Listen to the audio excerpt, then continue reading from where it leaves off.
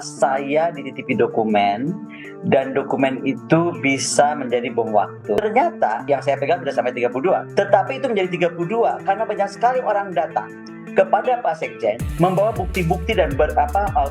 Dilansir dari Kompas.com, pengamat militer Koni Rahakundini Bakri sebut dokumen-dokumen yang bisa menjadi bom waktu milik Sekretaris Jenderal PDI Perjuangan Hasto Kristianto terus bertambah. Perhatikan Twitter Akbar Faisal 2 hari lalu, dia bilang cuma satu kalimat saja, 32 dokumen.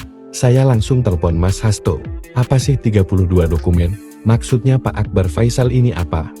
Kata Koni dalam program Satu Meja The Forum Kaon BSTV, Rabu 16 Januari 2025 malam. Ternyata, memang banyak dokumen-dokumen yang tadinya tidak sampai 32, yang saya pegang tidak sampai 32, tetapi itu menjadi 32, karena banyak sekali orang datang ke Pak Sekjen membawa bukti-bukti dan berkas-berkas lain. Lanjutnya, Koni mengaku dirinya dikejar-kejar setelah membuat pengakuan telah dititipi dokumen yang bisa menjadi bom waktu oleh Hasto. Koni pun tegas mengatakan dirinya adalah orang pertahanan.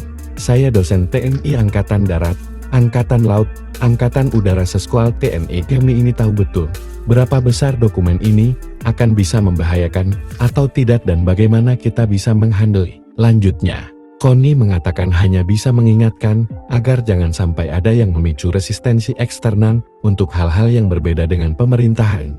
Sebab perbedaan pandangan dilakukan sebagai sikap check and balance. Ketika orang yang berbeda dengan pendapatnya atau berbeda alurnya dengan pemerintah, which is itu maksudnya untuk check and balance, itu kemudian dia dipres terus. Dia akan cari di bawah sistem di luar, itu apa? Dia akan berjuang di luar sistem. Misalnya apa? Bekerja dengan institusi internasional, kan banyak. Jadi jangan dipaksa, ujarnya.